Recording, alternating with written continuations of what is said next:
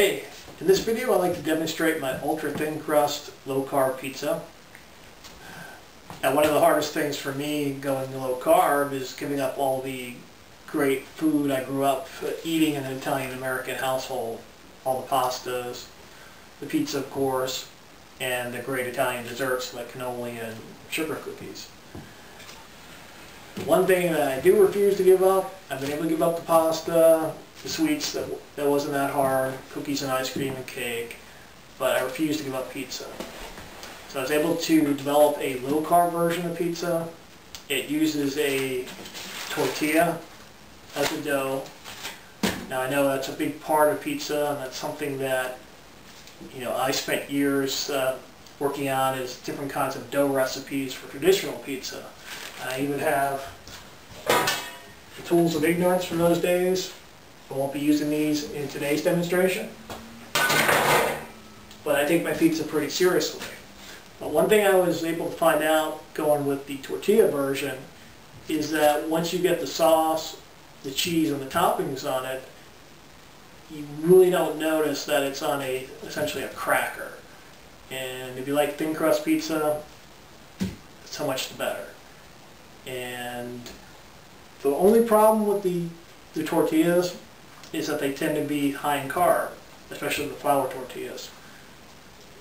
Some of the flour tortillas can go as high as 40 grams per tortilla, which is just way too high, especially if you're eating 20 grams of carbs per day on a ketogenic diet.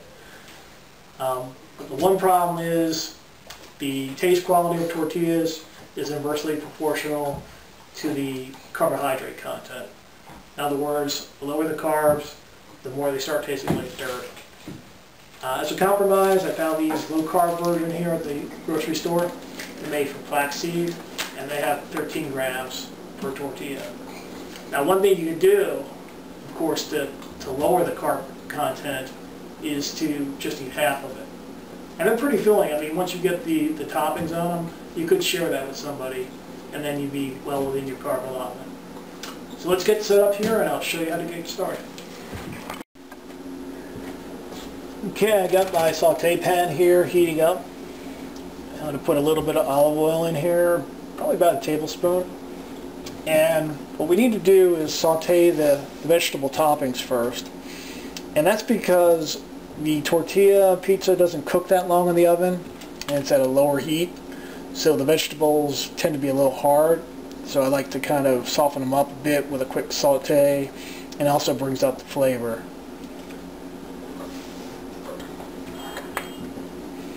So probably about, maybe just about a tablespoon of olive oil. And the other good thing about doing it this way is that you also pour the extra olive oil from the pan along with the vegetables on top of the mozzarella cheese, and that allows the cheese to brown while it's in the oven. This is a great little saute pan. I've had it for years. I use it for all general sauteing operations. Also fry my turkey sausage for breakfast in here, and even sort of deep frying like chicken fingers and that sort of thing. It's very versatile. Okay, heats up pretty quick. You can get the vegetables.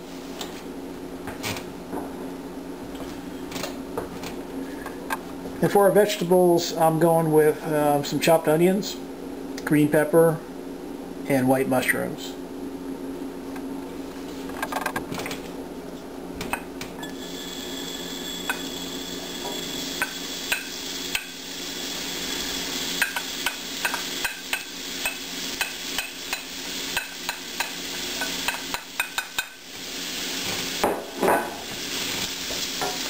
Get them coated in olive oil.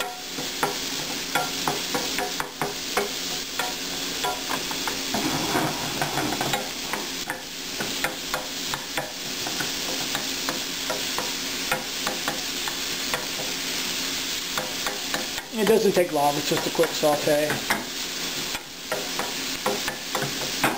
I like to add a little seasoning to this. Just a dash of garlic powder.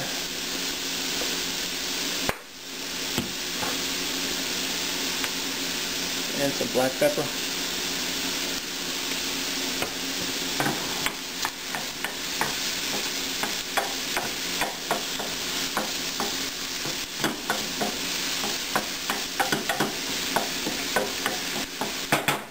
I'll put a tad more olive oil in here, just so I have a little extra to pour on top of the pizza.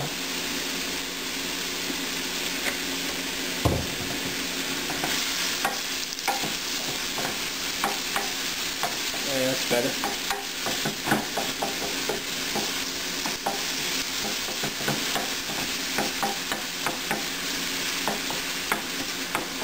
And they're already softening up.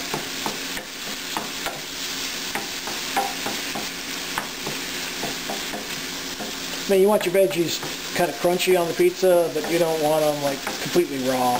That's kind of the way they turn out if you just put it straight on top of the tortilla. So that tortilla is just going to bake for about 10 minutes at about 365 degrees. Whereas with a real pizza, you know, you're in a 600 to 700 degree oven and it's going to cook up pretty good.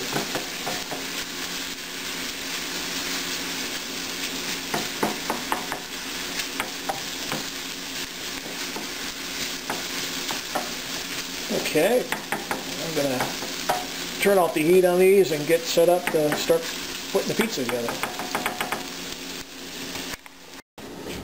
Okay, we get everything we need to start putting the pizza together.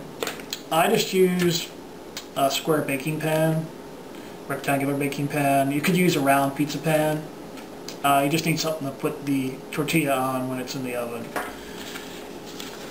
And for old-time tradition's sake, I like to sprinkle a little golden cornmeal on the pan. This really doesn't do a whole lot. It just kind of gives me a little bit of that traditional pizza experience.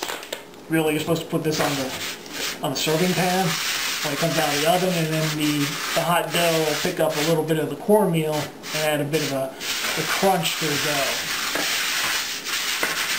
Just do that. It doesn't really keep it from sticking or anything like that.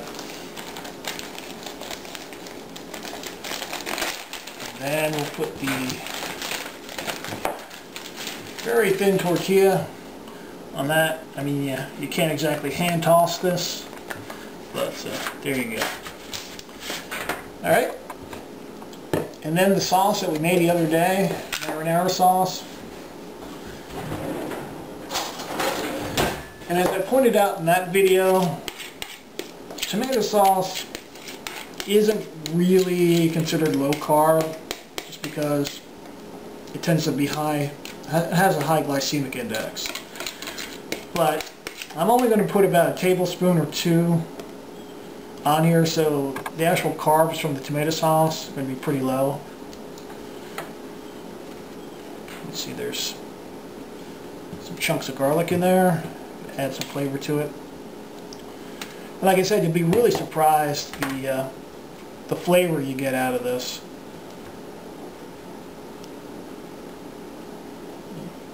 If you close your eyes, you might think you're actually eating a real pizza. Now you don't want to put too much sauce on here. I tend to over sauce stuff just because I like sauce so much. But and also it keeps it from getting all runny and the water coming out of it, because it's such a thin tortilla, it'll get soggy and run off on the pan. So try to restrain yourself when you're putting sauce on. Got to keep reminding myself that. Alright. Then, you know, you kind of leave a little border to kind of simulate a crust, as flat as it may be. And then to that, we're going to sprinkle a little Parmesan cheese. Kind of traditional Italian. I don't think Domino's does this, but that just adds a little bit more flavor to it. And this could use all the flavor help it could get. And then some whole milk mozzarella cheese. Actually, whole milk's much tastier than the part skim mozzarella. And this isn't about low-fat eating. You know, It's low carb, high fat, moderate protein. So don't be afraid to go with the whole milk mozzarella. It's just going to taste a whole lot better, and it's actually going to be healthier for you. Don't believe all the stuff about saturated fat causing heart disease. They've just shown that's not true. And again, you don't want to overdo the cheese. It'll kind of start running off the edges, make a mess in the oven.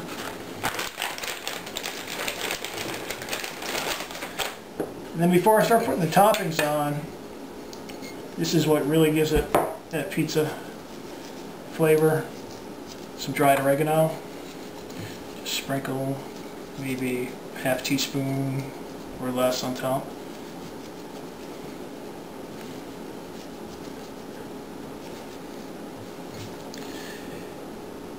Now I'm going to put a layer of pepperoni on. This is from a stick of pepperoni. It's a little bit better tasting to me than the pre-sliced stuff you get in the package from like Hormel. The only thing is, I get tempted to start eating this before I put it on the pizza, which probably not a good idea. Okay, we're ready for the veggie toppings. And like I said, we're just going to put everything on here, including the residual olive oil, because that'll help brown the cheese as it cooks in the oven.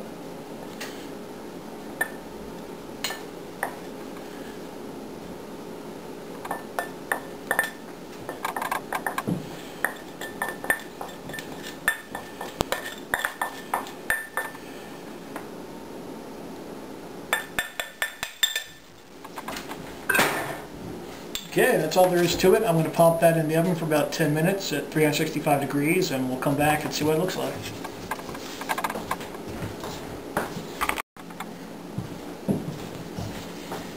Okay, the moment has arrived. Here's our pizza fresh out of the oven. And smells really good. And what I'm going to do is I'm going to attempt to slice this without it crumbling apart. It's really not that hard. I found the trick is trying to find the pathways between the pepperonis, because they're a little thick to cut, and it can kind of break up the tortilla. I'm going to have to go through this guy. I know, Scrappy, pizza's your favorite. Alright. I mean, you get a little cracking, and you pretty much excuse me, need to eat this with a knife and fork. But after it cools a bit, you can actually pick it up. And for condiments, I like a little bit more Parmesan cheese and some hot red peppers. Let's see if we can pick this up. Find a good piece here.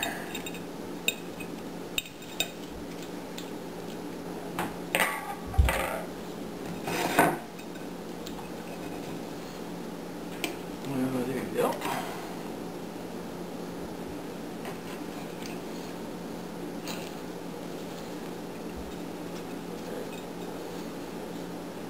And if you're really careful, you can actually do a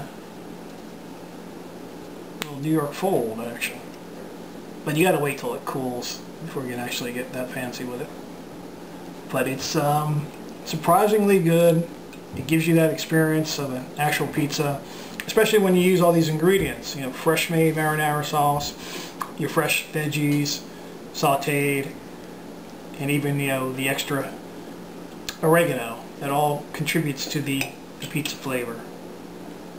And it's very filling. And once you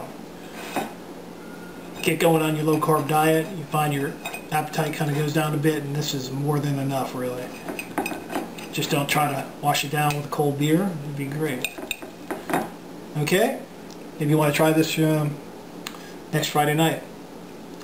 Thanks for watching, and I'll see you in the next video.